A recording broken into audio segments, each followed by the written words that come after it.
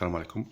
لقاء الرجاء البيضاوي المغربي ضد الترجي التونسي اليوم في رابطة الأبطال القناة الرياضية TNT.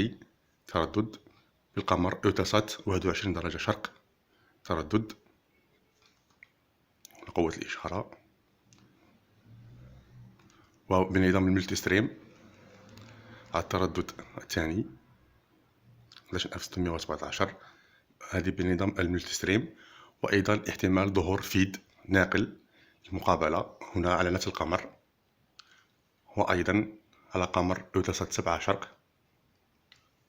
شرق احتمال ظهور فيدات هنا على طبق متر. في قمر 7 شرق احتمال ظهور فيدات هنا على طبق متر 10 متر 20 الأقل متر 7 شرق، وأيضا في 10 شرق قمرية الفيدات هنا أيضا.